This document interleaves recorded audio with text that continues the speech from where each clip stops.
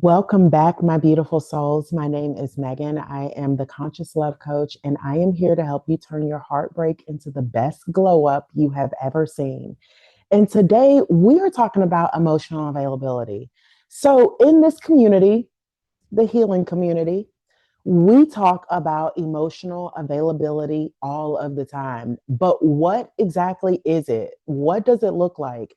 Because I'm going to be real, before I started healing, if a man was telling me that he loved me, or if maybe he got to let the song cry, if you're a Jay-Z fan, if he had any kind of emotion, then to me, he was open.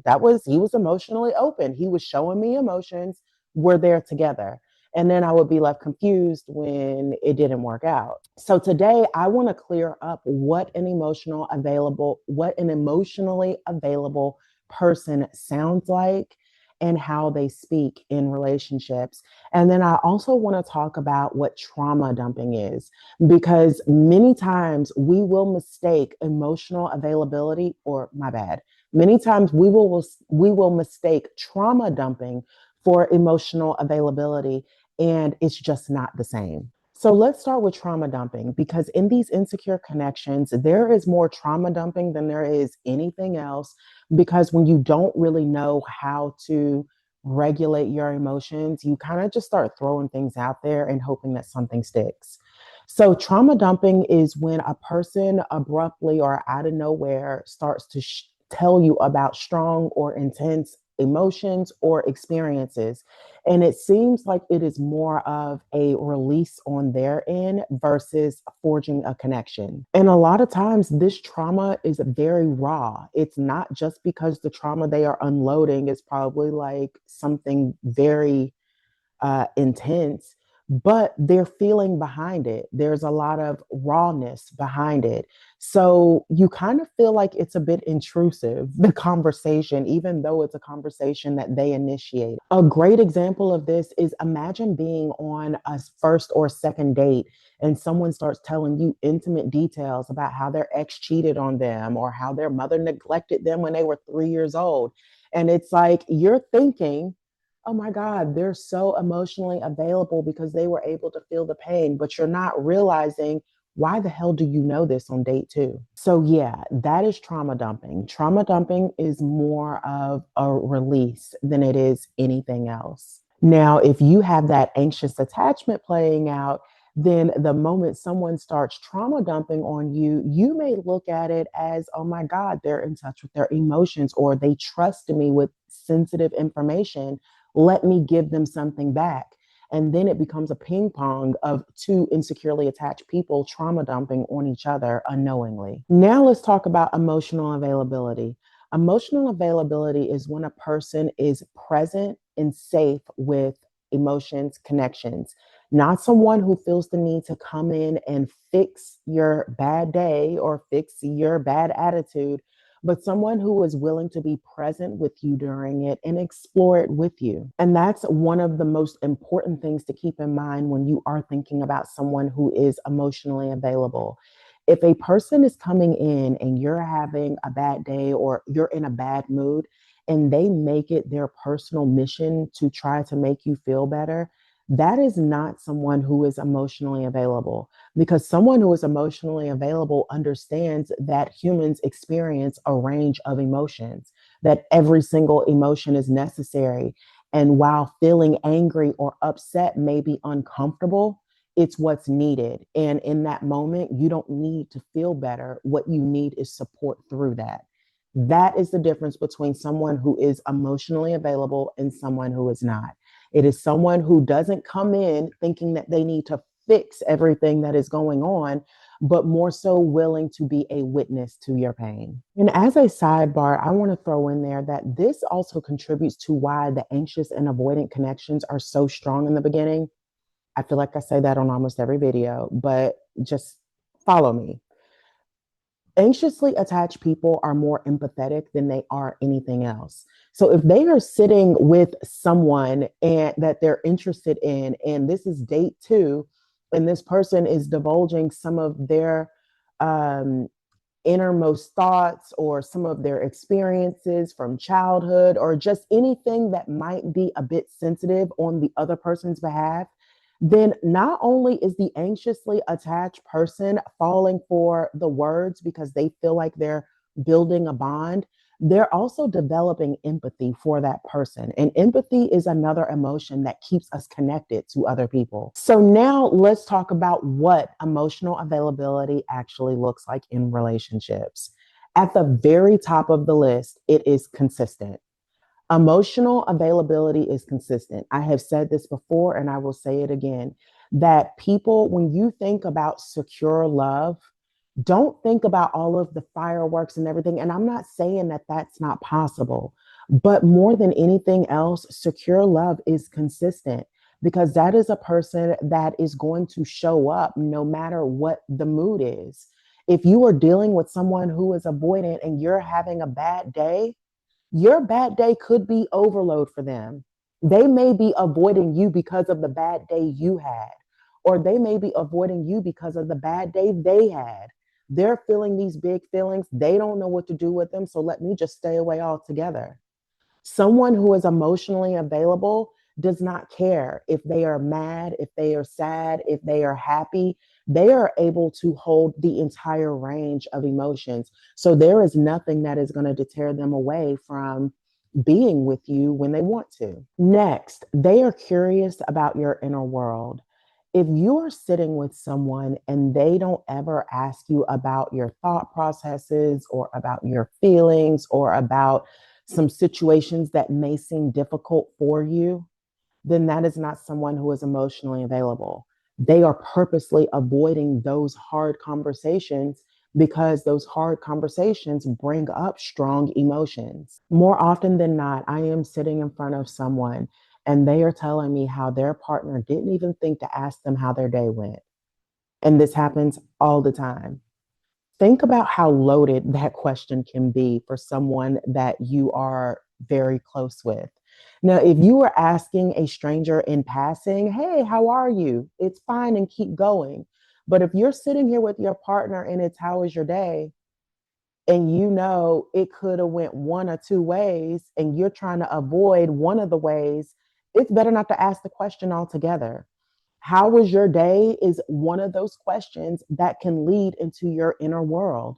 And if you have someone who won't even ask you that, then that is someone who is not emotionally available because they don't want to take the chance on your inner world being too big or too strong for them. Another sign of someone who is emotionally available is probably the most obvious, but I just had to throw it in there, is they can name their own emotions.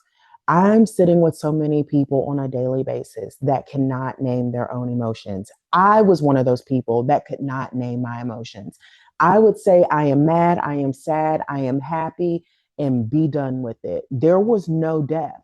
And so it's totally understandable if you can't. However, being able to name your emotions is what is going to set you free from those emotions that make you reactive. The emotions that make you reactive are what we call triggers because you're triggered, you're reactive. You will always be reactive if you do not become more reflective. That is the give and take of this whole scenario. So, someone who can name their emotions, that is someone who is emotionally available because there are such a wide range of emotions and every emotion serves a purpose. And when you are able to start naming them, then you start to display these emotions more purposefully. The fourth way you can tell someone is emotionally available is they handle hard times in your presence. They don't stonewall you, they don't disappear. Now, they may need space, right? Like, if you set me off, give me a moment, back up. So the difference is that they need the space, but they're telling you that they need space. They're not just disappearing or using some kind of code language that you have to figure out. They're saying, you know what? This feels a little heavy for me right now. I need to go for a walk. Or I'm really not feeling comfortable in this moment. Can we talk about this later? They're telling you exactly what their emotional processes are in that moment, in real time. If you're having conflict and the person actually wants to stick around and figure it out, then you have someone who is emotionally available. Another way emotionally unavailable people kind of seep through is they have these conflicts and then just let enough time pass by. No one talks about it, and then it just kind of goes away. You just kind of slide back into the way things were. The only thing is that things will never be the way they were because you all may be still doing the same stuff, but now you're doing it with a touch of resentment. The resentment builds every time there is some kind of dispute that happens that is not hashed out rationally. That's just the way it operates. Resentment is an emotion. It serves a purpose as well. It serves its purpose really probably to protect us more than anything else. So if you really stop and think about it, you get into an argument with someone, you all don't talk about it, but you feel wronged by them. Now you have resentment. That resentment is going to stop you from ever going through that same situation again with that same person. That made sense. It made sense to me. So, anyway, they handle conflict in your presence. They don't just play the silent treatment and hope it goes away. We deal with things like adults. And then the last thing that I have for you, as far as what an emotionally available person looks like, is someone who actually gradually lets you in. When we are in these insecure connections, we start trauma dumping, which is why I started this video with that. And we will confuse trauma dumping with this emotional connection because we have shared some of the most personal things about ourselves. I know things that they wouldn't ordinarily share. But the thing is that that's not the way actual connections are created. Connections are actually more gradual than anything else. So when I started dating more securely attached people, I stepped into a different pool after I healed. The one thing that I had to get used to was not always hearing from people, even if they liked you in the beginning, right? So you think that if a person likes you, you all have a great date. The next day, you all are texting and all this other stuff. And it's like, no, securely attached people are normally not going to be messaging you every single day after the first date all the time because they like you so much. That is someone who has an emotional overload. That's someone who's emotionally releasing. People who are securely attached, or I should say people who are emotionally available, number one, a great date looks different. I'll be the first to admit that. A great date looks different. A great date does not always consist of endless conversation. It really more so consists of you all having a shared vision more than anything else. You have some common interest, maybe you don't, but more than anything, there is a shared vision, a shared outlook on life, shared beliefs, shared values. I'll have to get into another video on that because I actually have a whole spiel about how important compatibility is. But a great date just looks differently. You know, it does not have the endless conversation. But anyway, so back on topic. They let you in gradually. So after a great date, you're not going to get the immediate, this is my schedule, let me do this for you, blah, blah, blah. No, they're going to continue. They'll be consistent in the communication and, checking in or scheduling other dates, whatever, however you all are dating. But it's going to be more like truly getting to know someone. It's not going to be like, I went on this amazing date and I think I just found the love of my life.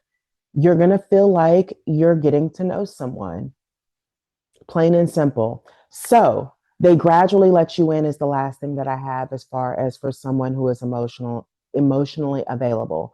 So let me go through my list one more time for you all, just so you all have the big picture of things. Number one, they are consistent. When we talk about consistency, it is not just about consistent in the calling and the messaging. It is consistent about the emotions as well. If you are having a difficult time, they have not gone ghost. They're there having the difficult time with you. And also, adding on to that, they're not just there with you to support you, they're also not trying to fix anything either. They're not trying to fix your problems. They're just trying to support you through them. Number two, they ask you about your own inner world. They are not avoiding those difficult questions, those questions that might come with a lengthy answer. They're leaning into it because they want to know what makes you tick. Because what makes you tick is eventually going to probably make them tick. So they want the head start on it. Okay, that was probably a lot and it probably wasn't completely true, but you get what I'm saying. They ask you questions about your inner world. Number three, they are able to identify their own emotions. They have gone beyond the whole angry, sad, mad, the very basic umbrella terms. Now they're able to tell you, you know what, in this moment, I actually feel triggered. Or, you know what, when you told me no, I felt rejected by you. They're able to explore not just your inner world, but their own. And that's why they are able to identify certain emotions. And then, of course, number four is they handle conflict while in the presence. They don't wait for things to blow over and then they come back. They are there for the difficult things. Now, understand in the middle of this conflict, y'all shouldn't be yelling at each other and losing your shit. Okay. Like there still needs to be some amount of decorum, even though you all are at odds. But they're in your presence, they're not leaving. And then the last thing I had is the gradually letting you in. If you are dealing with someone who is like, boom, let me show you all of me because I like you so much, that is probably the biggest red flag because as quickly as they fall into you is as quickly as they will back out of you. Okay, that sounded not the way I wanted it to sound, but you got my point. You don't want the love. And let me rephrase this, or not let me rephrase this. Let me add a little. Sometimes it happens like that. Sometimes you meet someone, you fall in love with them, you just know from the very beginning, you just click, whatever. I'm not saying that that love isn't possible. The only thing that I am saying is I don't want to romanticize that kind of love as if it is common. It might happen more than a few times, but typically there is a filling out period. There is a dating period. You are not falling head over heels on the first date. You are gradually getting to know someone and you are gradually being let in on their behalf, as well as letting them in. Overall, emotional availability is going to sound like, how was that for you? I want to understand your needs. I'm scared too, but I really want to be here with you. That is what emotional availability sounds like. Emotional availability is more about presence than it is perfection. Going back to consistency being the first thing, right? So, what if you've never experienced emotional availability? Listen, the majority of us grew up in households that might have been filled with a ton of love, but we did not come from emotionally available parents. So, therefore, we don't even know what it sounds like. I'm going to tell you one thing. When you think in terms of emotional availability, think in terms of how you are feeling. Don't be so concerned with what this person is expressing. Think about how open you feel with this person. Do you feel like you are having to constantly keep it together because you don't know how they're going to respond to your emotions? Do you feel like you're walking on eggshells? I'm not talking about these long term relationships. I'm talking about the people that you just met. I'm talking about this woman that you're considering if you should give a second date to, or man, whoever you date. You know, that's who I'm talking about. Because usually in the very beginning, we start getting these little hints and clues of where we might find people's sore spots, especially avoidance, because they have so many sore spots. But we start getting hints and clues on where their sore spots were. And because we have adapted to tiptoeing around sore spots from our childhood, from our primary caretakers, we do it without even thinking. We don't ask certain questions without even thinking. It's like, yeah, actually, when someone brings it up, they're like, actually, yeah, I would want to know the answer to that. Just didn't think about it. We don't think about it because we have conditioned ourselves into believing that if we touch on these things, if we get a certain clue that this is going to go left, let's avoid it altogether. Let me be the first person to tell you, go left. I'm not saying lose it. What I am saying is stop tiptoeing around subjects that are important to you, because that is how you lose track of who's avoidant, who's not, who's available, who's not. Like, you don't know because you're avoiding all of the topics that would show you that. There is a big thing, as long as we can remember, on first dates, don't talk about politics, don't talk about religion. I'm not saying make it your personal mission to go out talking about politics and religion. All I am saying is that if politics and religion are important for you, that's not a conversation you need to be avoiding. That's all I'm saying. If you know it's important for you to be married within the next 2 years, then that is a conversation you need to be having. Don't sit around. Listen, I'm not saying to come on strong. Like, there's really no way that I can say this without it sounding like you're coming on strong. If you want clarity, book a session.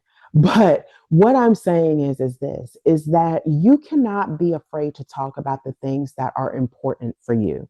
Because if you lead a relationship skirting around difficult topics or issues that are important, then you will continue the relationship the same way.